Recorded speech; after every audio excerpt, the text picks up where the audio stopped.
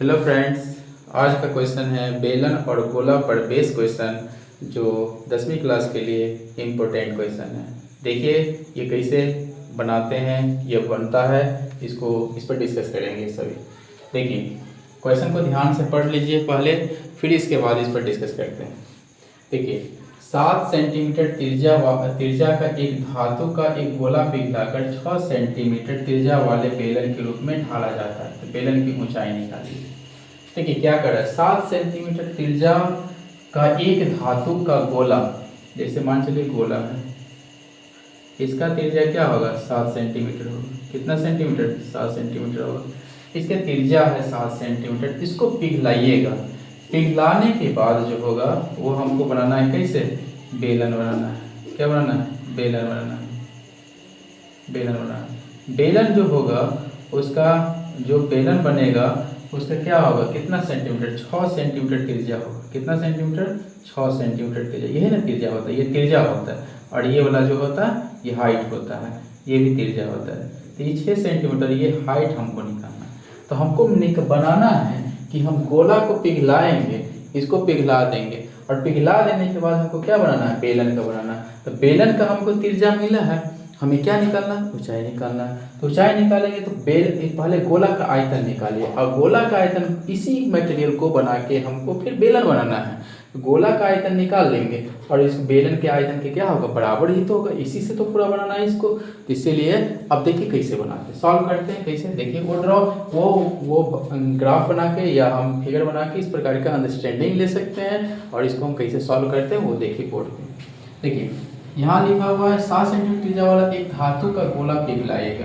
तो हमको त्रिज्या क्या मिल गया, देखिए त्रिज्या जो मिला है हमें क्या मिला, 7 सेंटीमीटर मिला है। ठीक है, और हम इसको पिघलाएंगे तो हम इसका पहले क्या निकाल लीजिएगा, गोला पिघला कर क्या कर लीजिएगा, हम बेलन बनाएंगे, ढालेंगे। तो हम इसका आयतन निकाल लेंगे। तो लिखिए धातु का आयतन।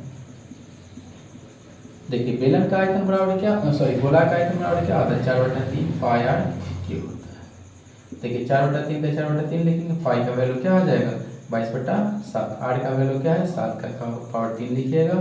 अब देखिए 4/3 का 4/3 लिखिए गुने 22/7, 7 का पावर 3 है तो इसको कितना बार लिखिएगा, 3 टाइम्स लिखिएगा। देखिए यहाँ पर एक बार और अंडरस्टैंडिंग कीजिए, यहाँ जब कोई साइन नहीं रहता तो गुना लिखिएगा, यहाँ कोई साइन नहीं है तो गुना लिखिएगा यहाँ पे। ठीक है, अब इसको काटिए, 7 कट जाएगा। अब नहीं कटेगा तो क्या बचा हमें, मेरे पास बचा 4/3 और गुने 22 बचा गुने 7 गुने 7 बचा। इसको ऐसा ही रखेंगे क्योंकि इसको पिघलाया जाता है, इसका टोटल वैल्यू एग्जैक्ट वैल्यू निकालना यहाँ हमको अच्छा नहीं लगा। ये इसके बराबर जाएगा, बेलन के बराबर जाएगा, इसीलिए इसको वैल्यू को ये सही रखिए और इसको यहाँ रखिए क्यूबिक सेंटीमीटर। ये आइटम हो गया। ठीक है, अब यहाँ पर निकालिए, लिखिएगा बेलन का त्रिज्या। बेलन का त्रिज्या क्या हो जाएगा, यहाँ पर दिया हुआ है आपको बेलन को यानी 6 सेंटीमीटर त्रिज्या वाले, तो बेलन का त्रिज्या क्या है 6 सेंटीमीटर, ये लिख दीजिए। अब इसको देखिए, हाँ अब इसको देखेंगे, कैसे देखेंगे इसको, देखिए हम पहले इसको मिटा देते हैं, फिर मेरे पास बोर्ड पे कम है जगह, चलिए बनाना पड़ेगा। अब देखिए, अब यहाँ लिख सकते हैं धातु का आयतन, धातु का आयतन, या इसको लिख सकते बेलन का आयतन। लिखिए बेलन का आयतन बराबर धातु का आयतन,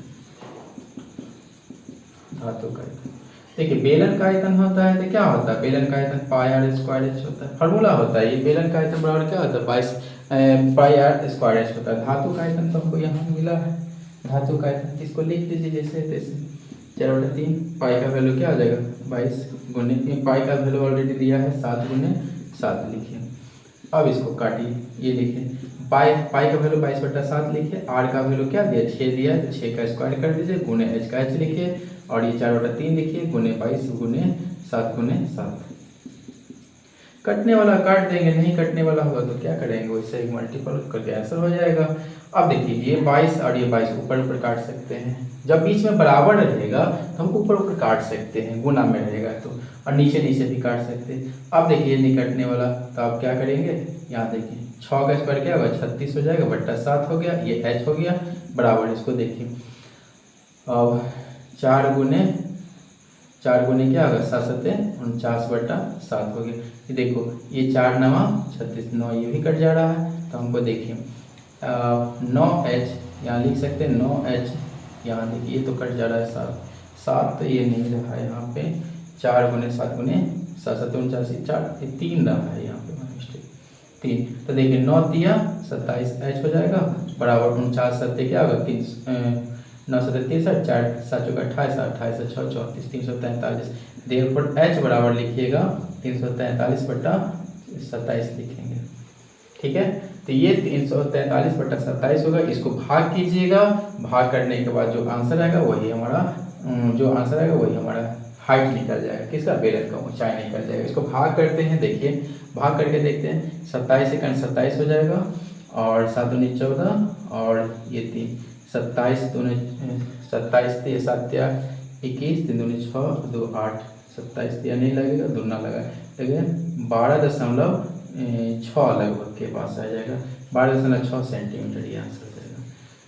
इस प्रकार से हम क्या करेंगे, जैसे गोला को हम पिघला कर हम क्या बनाया है, बेलन बनाया है। बेलन का त्रिज्या दे चुका था और हमको कह रहा है बेलन का आयतन निकालने, बेलन का हाइट ऊंचाई निकालने के लिए। तो बेलन का ऊंचाई निकाल दी, 12.6 सेंटीमीटर हो जाएगा, और ये हमारा राइट आंसर है।